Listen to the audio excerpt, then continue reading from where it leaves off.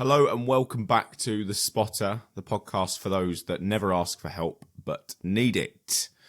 That's going to become more and more embedded onto the tongue every week that these and your ears when you're listening in, you're going to hear that each week. One day I will record a segment when it becomes even more professional.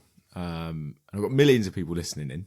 I will do a segment where that rolls and I have like an intro each time and it's all nice and professional. But for now, in reality, I'm actually not going to come away from this like raw, authentic chat. Like even when I've hopefully got people in front of me and I'm able to talk and record, I don't want to change this vibe. I want it to be a normal conversation. That's what I set out. But it'd be nice eventually to get to a point where I can make these a little bit more polished. But we got to start somewhere, haven't we? So I hope everyone is doing well. I hope everyone is healthy, happy, living their life to the fullest. As you've seen with the title of today's episode, I wanted to talk about anxiety and panic attacks. And this won't be a single episode. It's most likely going to stem into multiple down the line, or we will revisit this like we did like we probably will with the previous topics, depression, alcoholism, addictions, things like that. So it's, these topics aren't just standalone episodes and that's it, touched in, episode 2, 3, 4, and that's it. They're never going to be revisited again because these things do, impact many people's lives. So, like I said, if anyone feels like what I'm talking about and what I'm bringing up is, hitting home, resonating with them, please reach out to me. I'd love to hear, within reason. Obviously, I don't want people to feel uncomfortable, but I'd love to hear stories. I'd love to hear how what I've maybe spoken about or brought up has helped you maybe think about things, or maybe it's made you feel more comfortable to feel like you can talk about something. That's the goal of this, isn't it? So, yeah, I thought it would be good to jump on the anxiety topic and leading on from that, panic attacks, because I think that especially in a day that is so driven by, a day and age that's driven by technology, everyone feels like they've got to live a certain way. Everyone feels like they're not doing enough. That fear of being left behind. I actually think that the digital age now has really, I think it's probably not so much for the youngsters coming up now. I think there was because, it's their world. But I think for example, I'm 26. I think my era felt like one of the last ones where you had that nice balance of, tech, gaming, but also being outside, being with your friends and doing things as well. But yeah, I think the digital age now has just really changed, especially with social media, the way in which we look at our own lives. And I think that people are just far more anxious nowadays in general. And yeah, I don't know I don't know if it's just, the fact that we're living in a digital age now and everyone's, thinking that they've got to be doing stuff, they're going to be left behind if they're not working towards something. It's quite a toxic culture at the minute, in general, in life. But along with that, there are people suffering with anxiety across, in all different levels. I can talk about it personally. My mother suffered with it. She's got GAD, generalized anxiety disorder. I don't know if that in itself is just what people have when you struggle with anxiety, or because I think that if you're being medicated for it, it's probably something that is a common issue that needs to, or can be helped by medication. But for example, with me, I've struggled with anxiety before, but I wouldn't say that I've got, I wouldn't say that it's something that needs to be controlled by medication. But for some of you listening, that might be the case. So please do let me know if that is the case. I'd be, really interested to hear about that. So if we go on to the Mind website, definitely recommend that as well, by the way, if you're feeling like you need to understand a little bit more, things a little bit more. If you look on the Mind website for an actual breakdown of what anxiety, and we'll look at panic attacks in a minute, but what anxiety means, this is the term that, the statement that they've put together. So anxiety is what we feel when we are worried, tense or afraid, particularly about things that are about to happen or which we think could happen in the future. So, I'm assuming that most people that are listening to this anyway would understand what anxiety is, and that feeling, being anxious about something that might happen, something that may never happen, or just about the future, meeting people, situations, tense work situations. It could be anything. If I'm taking this back to myself, like, anxiety for me has been probably something that's crept up on me more times than what I would, what I would have wanted. It really sort of stemmed, I think, from, I wouldn't say it was from childhood, like purely. I think it probably exacerbated when mum went into hospital. When it was, I think I had it, there were episodes when, things like, even looking back, I don't think that I would have recognised it was anxiety. That's what I'm trying to say, at a young age. But I can now that I've grown up. Like, this is, I'm struggling to get my words out because I'm trying to think, how would I have perceived it back then? As a 15-year-old, in secondary school, you did worry about just normal shit. Like, you would worry about what you would, how you would style your hair, or who you would see at school, or what conversations you were going to have. But I didn't deem that as anxiety. I thought it was just a normal, way of living as a teenager. But I think the situations with mum going in and out of hospital, that made me anxious, feeling like, would I, and I think I touched upon this in the last episode, would I one day wake up and suddenly she's being taken to hospital again, or she's being taken to, a mental health clinic, sorry.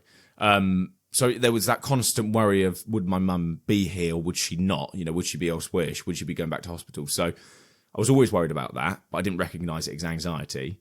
And I was always worried about, situations where I was, as I grew up a little bit, when I was going to see my dad, would he be drunk? Would he be having certain conversations with me? Would he make me feel a bit uneasy? Would we have situations where he would, be moody? Like, sometimes he would just be in weird moods because of his alcohol, like because of his addiction. It would just change the way in which he interacted with me. So, and equally with that as well, every time he came back into my life, I would always wonder, when's this going to end? When, not in a bad way, in that sense, I would always think like, right, this is going too well now. So, sooner or later, he's going to, mum and dad are going to split up again. He's not going to be in my life again. And I'm going to be, without a dad present. So I was always worrying about that. But I think looking back, that, I can recognise now that I was always in some way struggling with anxiety as a kid. And, coming up with those anxious feelings. And it has transferred on. I can confidently say this into my, adult life. Like, to take steps to do this podcast, I was extremely anxious for years. I can hold my hands up that, one of the things stopping me from doing this podcast was just pure worry. Like, I just didn't know if it was going to be the right thing to do. And it seems silly now because, I'm 4 episodes in, I'm loving it, like just talking. And it's weird because I've just got 2 screens here. One's rolling with the recording. I've got my mic in front of me. It's really imposing, by the way. It's just like bang, like straight in my face. Obviously, I want this to turn into something bigger. But first and foremost, and I'm having a conversation with someone about this, I'm doing this for me and with the hope that it will help other people. So this is a big step for me, but I was so worried, like riddled with worry, and just anxious about how people were going to perceive me for doing this. I didn't want to be perceived in a negative way. I didn't want people to think I was doing this for any other reason than wanting to help people. I think that's come across. But yeah, that prevented me from taking the steps for so many years, just to creating a podcast. I've wanted to do this for ages. So that was a big step for me. And I was actually listening. I was reading a book and I highly recommend it. I'm halfway through it at the minute. It's called Addicted to Anxiety by Owen. I think it's Owen O'Kane. It's fairly recent. You can, if you search it online, I think it's retails for about 10, 15 quid, but obviously that's subject to the time you're listening to this. But yeah, definitely recommend reading that if you want to understand anxiety a bit more and maybe look at it in a bit of a different way, in that sense that we are addicted to this feeling. And I can confidently say, after reading a lot of that book, and I will do a little bit of a revisit of the book and some themes that have come up in another episode because it might help some people, I can confidently say that I am addicted to anxiety, but you'll understand if you read the book. I'm addicted in some way to those anxious feelings because they've been so normal for so many years. It's a really interesting theme when you put it like that. You think to yourself, well, why would I be addicted to this feeling? It's horrendous. But it's like, no, when you think about it, when you think about that almost like comforting feeling that your body, your soul, whatever you want to call it, like is trying to protect you from potential harm or feelings or situations, you think to yourself, actually, that might be something that I could be addicted to. That I'm addicted potentially to this feeling that, my body is trying to protect me.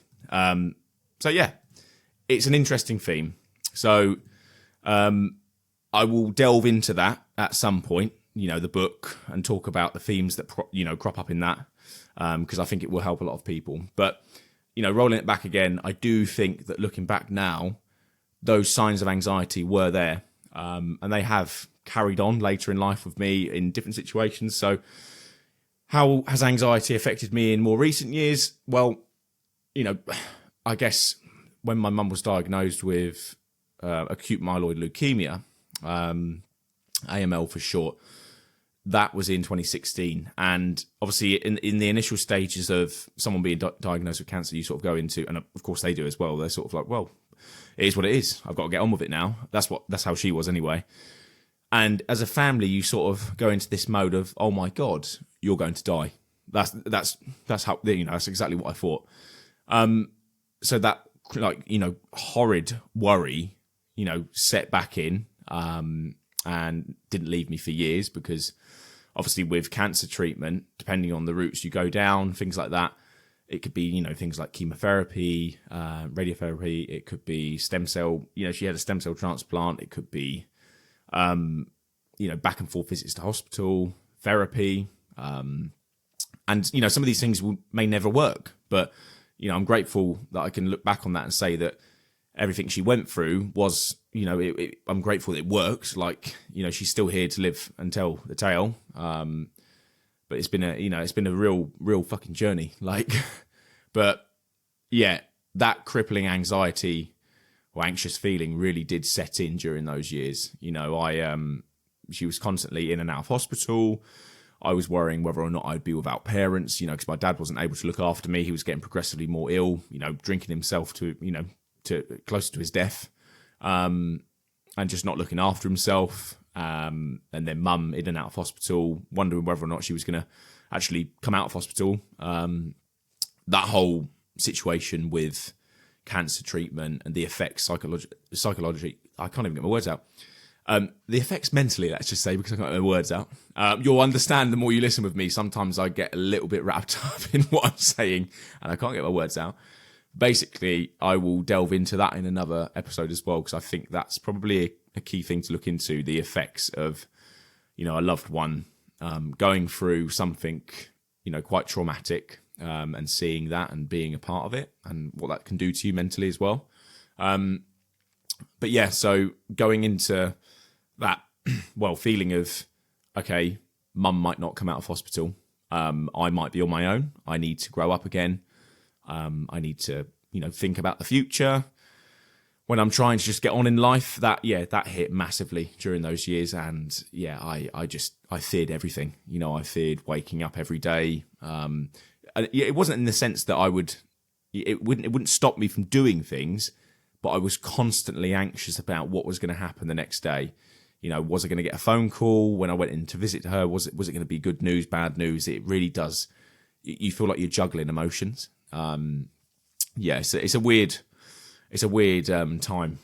For anyone that's been through that and seen experienced that with a loved one or themselves, so, my thoughts and feelings go out to you. It really, really is a torrid time. And then further along, so that sort of, the anxious feelings in life and what I've been affected with in that sense sort of linked then onto my dad.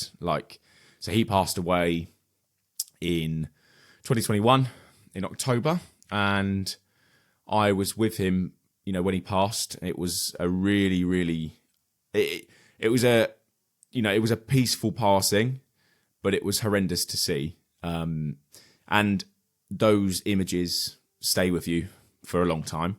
It took me years to get over that and to be able to just, I'm at a point now where I can think about, good times, jokes, good memories, but there was a period after his death where I couldn't think about him too much. I couldn't listen to music. I couldn't watch films that would make me think about him. And it really did get me.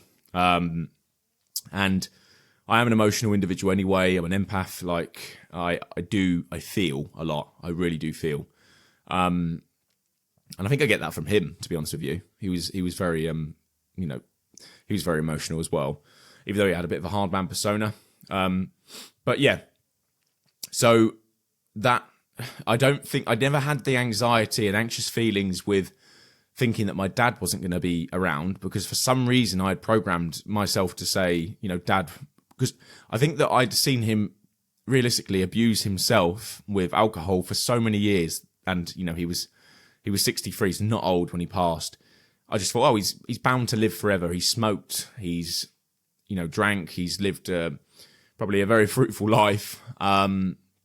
He's bound to just live forever. And you sort of say that. But then when Mum was going for her cancer treatment and she was very much, on that, cusp of, dying, you program into your head, like, Mum might die. Mum might not be here. But it doesn't make it any easier. So I never became anxious and had that constant worry and fear with my dad that he was going to pass. But when he did pass, it then set off a very odd chain of events in me where I, for a long period of time, actually started fearing death myself. And I'd never had that feeling before. I couldn't shake it. And this is what leads me now on to, so that's my experience of anxiety across the years. So from a young age and in more recent years with Mum and my dad, into panic attacks. So I'll sort of like segue now into the part of this where I'm going to talk about panic attacks, because it sort of leads very nicely into that. Now, what is a panic attack? So panic attacks are a type of fear response. They're an exaggeration of your body's normal response to danger, stress, or excitement. So that's from Mind as well. So please go and check the website out. They've got really 2 very useful pages on there about panic attacks and anxiety. So they cover disorders, symptoms, causes, self-care and treatment as well. So if you are struggling and feeling like you need to just have a read about these things, or like, well, actually, I'm just a bit more curious, please head over to Mind and have a look. Really good website and great charity. So panic attacks, I'll tell you what, I'm going to describe, because I have suffered with them. They're horrendous, and anyone that's been through them, and I'm thinking of my partner as well here, because she has more than me, struggled with anxiety and panic attacks, and I've experienced them with her, and it's horrendous seeing your other half go through them as well. So, and then, getting to a point where I actually started to have panic attacks, it was horrendous. So how I would describe a panic attack is it's your body going into, like a fight or flight situation, where it feels like it's shutting down. It feels like you can't function. You can't breathe. You start to lose your senses. You start to lose almost like an understanding of how to function. It's like, how do I breathe?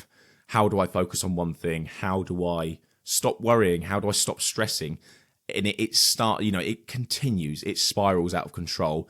Your heart starts beating faster than what you'd like it to. And it just carries on. And you think there's no end to it. And you sweat. Well, I do anyway. Sweat and start. It's just, you can't really explain it. And, sadly, it's one of those things that unless if you've had a panic attack, and what I've said sort of hits true as well, you feel like you've been through that, you probably have your own experiences with how it feels, but you don't really know unless you've been through one. You can probably tell if you've seen someone go through one, but it's not something that I would recommend people going through, let's put it that way. And I would never wish it on anyone. So even on Mind, like, here's, what do they feel like? So during a panic attack, physical symptoms can build up very quickly, including pounding or racing heartbeat, feeling faint, dizzy or lightheaded, feeling very hot or very cold, sweating, trembling, shaking. So nausea, pain in your chest, etc., etc. So basically everything I just said. It sort of, you end up feeling like you're losing control. In many of my instances, I think I had, in the space of 1 year, I had, and this might not sound like a lot, but for someone that went from having none to this amount, I had 6, I think, in 1 year, which Actually, it is quite a lot, to be fair, but people can have them so much more frequently than that, which is at those points you probably do need to seek help and start working out, is there something a bit more underlying to that. There might be something like a panic disorder. But yeah, so they actually started for me after Dad's death. Now, obviously, I stemmed away from my experiences with anxiety, leading into my experiences with panic attacks. Now, Dad's death, because he was my best friend. Obviously, I have best friends, but he was what I saw as a dad and a best friend. And we had a very odd relationship. In the later years, we argued a lot because I hinted that I think with him losing that control of his son, he didn't like that.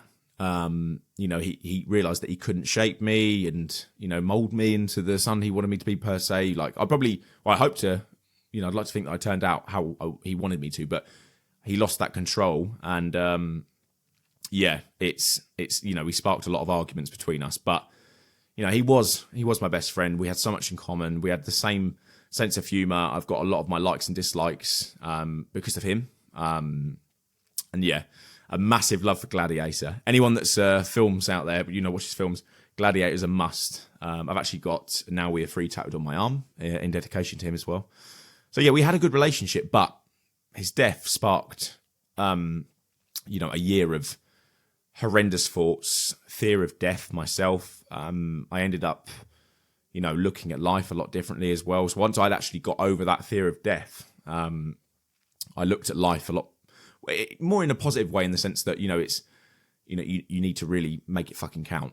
And I don't want to get into that whole, do what you love, all of that. This is not a motivational podcast that's about business and things like that. But it did make me think, fuck's sake, crack on, do what you love, forget, what other people think. All the cliche shit. Like, it doesn't, you think to yourself, like, forget what other people think. Just crack on, do what you enjoy, go all in at it.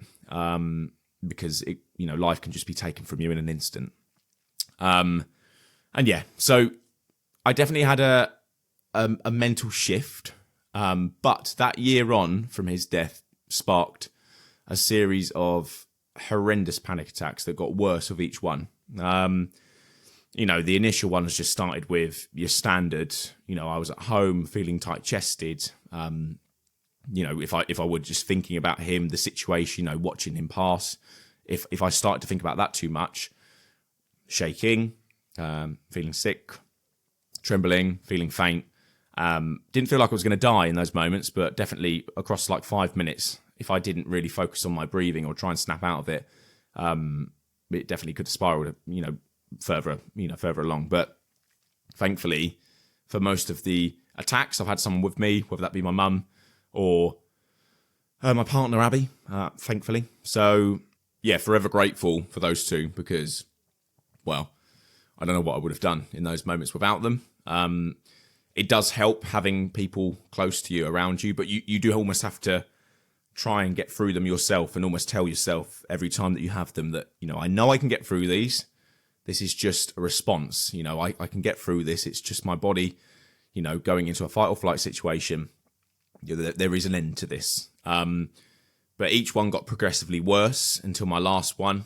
And my last one, I think, I actually think it was probably 2 years ago, which is weird because that was a year after. No, sorry, that was probably more like a year and a half, 2 years after. The last one actually was, I was working at home. I had a break, went downstairs, felt extremely tight-chested for some reason. I don't know what sparked it. I was, in all honesty, thinking back, I was probably listening to things like Gladiator music, things that might have just triggered that thought of dad, death, all of that again. It sort of links back to common themes that triggers it, triggered thoughts.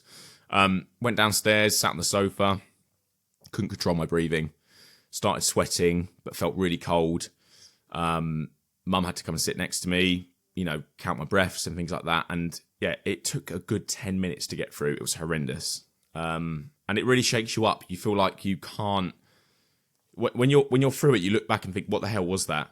But realistically, there's no there's no explaining it. You have to just accept that it happened, get through it, seen that you have got through it, and accept that, you're strong enough to get through these situations, but then, try and look back on it and think, right, what triggered that? What do I need to do in those situations to allow myself to maybe get past those triggers, or acknowledge them and, try not to see them as triggers anymore. Because, sadly, things might just be said or done in public, or when you're, away from home, from people, or situations that you have no control over. So you need to try and find coping mechanisms to get through these. And believe me, you can. I had ones, the worst ones actually, I would say, were when I was driving. I had a series of horrendous panic attacks that I couldn't shake, for some reason, the feeling of not being able to breathe when I was driving. And I then started to associate my car with, a triggering environment for thinking, right, what if I drive somewhere and I have to pull over because I'm going to not be able to breathe? What if I can't get to X destination? What if I stop breathing? What if I crash? It's horrendous. Honestly, you come up with these scenarios in your head, and it really does. It does pay to have people that understand anxiety and panic attacks around you in those situations. And thankfully, for each one, apart from one, I had either Mum or Abby with me. There were times I had to pull over in the hard shoulder on the motorway and just wait. And one instance, I had to put Abby on my insurance to be able to drive to the location because I couldn't get to the destination. I think we were literally going to a Tesco, and I couldn't get there. I felt like I couldn't drive. I associated with being behind the wheel with anxiety and a panic attack, and I thought, I can't do it. Horrendous. And then there was one instance where I was coming back from the gym, so my happy place, heading back home, normal route. Suddenly it's dark.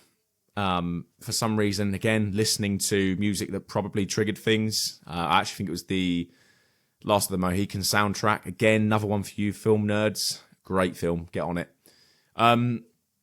Triggered something in me. And then I had to pull over on the A04, called Abby up, said I can't get home, can't breathe.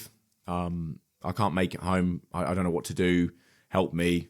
And actually, it's quite sad listening back to that now, because I would have been literally 3 minutes away from my home. But I was in a situation where I felt like I couldn't make it home. I was in a car, and Abby had to talk me through it. She just sat on the phone with me, helped me with my breathing, talked to me about happy moments, memories, talked to us about the weekend coming up, trying to take my mind off of things. And then actually, offered to come and, pick me up or, drive with me, And I, thankfully it took 10 minutes, got through it, and then I was able to drive home. But these situations, I after each instance of a panic attack, I'd look back on them and I think, right, what triggered me? Can I identify clearly what triggered me? What was the thing that got me through it? And for me, it was being around people that understood it and that could talk me out of it. And I'm aware that obviously some people might not have that. So you kind of need to, I'm trying to think out loud now. You probably need to figure out a coping mechanism for yourselves. Find comforting items, find comforting music, comforting speech, things to relay in your head, comforting memories to try and get you through that. Try and practice breath work,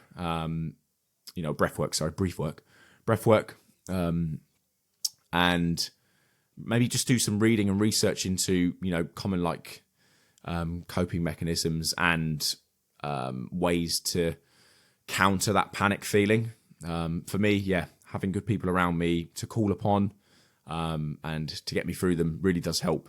And thankfully, touch wood, and I actually have to touch wood. You're not here to see that, but I have to do it every time. I haven't had one since 2023. We're in 2025 now, I hope. I've managed to go that long without having one. But there is no shame. There is no shame in suffering with anxiety, panic attacks, anything in general. But just while we're on the topic of it, there's no shame in it. Everyone is normal. We all have our own different normal, but there is, the differences that we do have define us. But things like anxiety, things like panic attacks, they don't define us. They are passers. They're things that we just have to just allow them to pass. Allow those anxious thoughts to pass. Allow the panic attacks to pass. And if you feel like they can't, you feel like you can't get through that, please do seek the help or reach out to people. Reach out to charities like Mind as well. There's plenty of resources out there, and people like myself that would be more than happy to listen, talk, and help individuals in whatever way I can, because I've been there. I struggled with anxiety. I still do, I can hand on heart say that there's still things I want to do now that the anxiety seems to be, and overthinking, I guess, as well, but it seems to be stopping me. I'm getting better.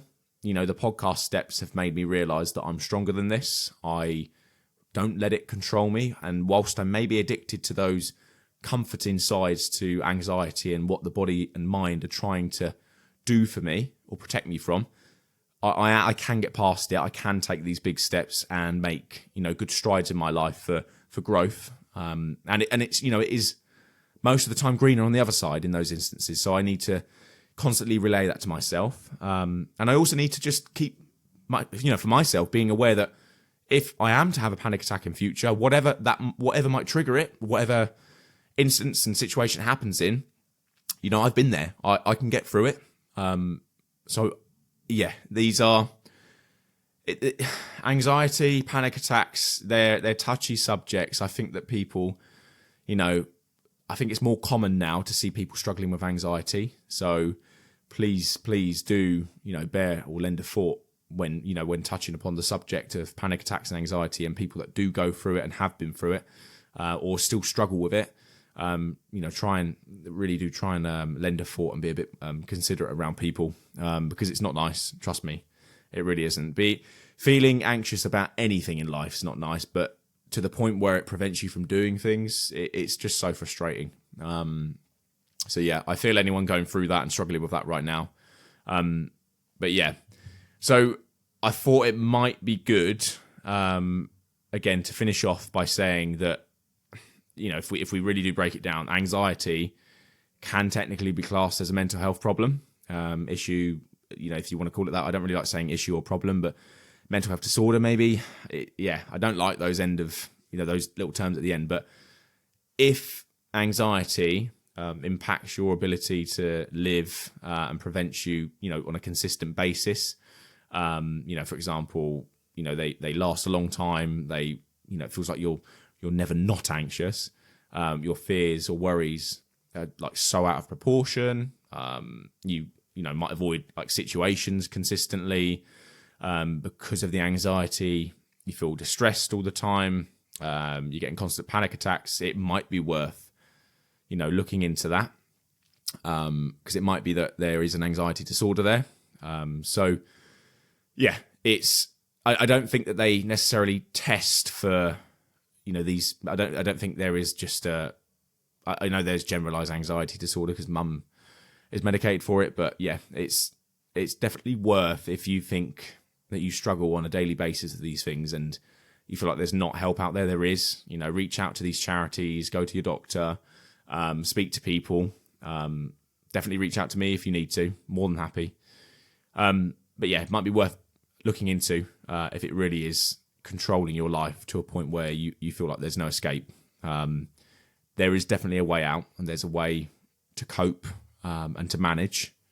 You just need good people, support systems, and the right resources, and they are out there. So I will put the links to these articles and breakdowns of panic attacks and anxiety. I can't get my words out. Does anyone struggle with that? Like, why can't I can't get my words out sometimes? I think it's because I'm almost like 2 sentences ahead in my head.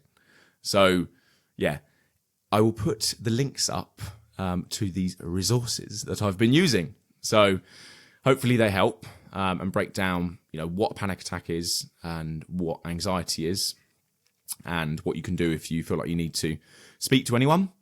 And I will put any other links down that I think that are useful in the Spotify, description box for the episode, and on the Instagram post as well. This has been a really good one. Again, I'm aware this is quite deep, me opening up, but that's the point of this. I really want these to be raw, gritty, You can hear the emotion, you can hear the certain tones in my voice, and yeah, we don't want to be listening to robots. You know, robots are taking over everything in life now. We don't want that when it comes to these podcasts, all right? We want real people, all right? Fuck the robots. But they can help me get my podcast up.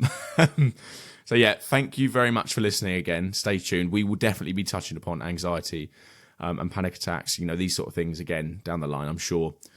I would like to get my partner on at some point down the line and do a bit of a couples talk on mental health, anxiety, our issues, and what we've, you know, both struggled with, and maybe in our relationship as well, and how you manage that. So, because she's been through it as well. So yeah, there's plenty of pipeline. Trust me. So I got lots of things to talk about. So thank you very much for listening. Stay tuned for the next one. And I really hope this has been helpful and comforting in some way. So yeah, speak to you soon.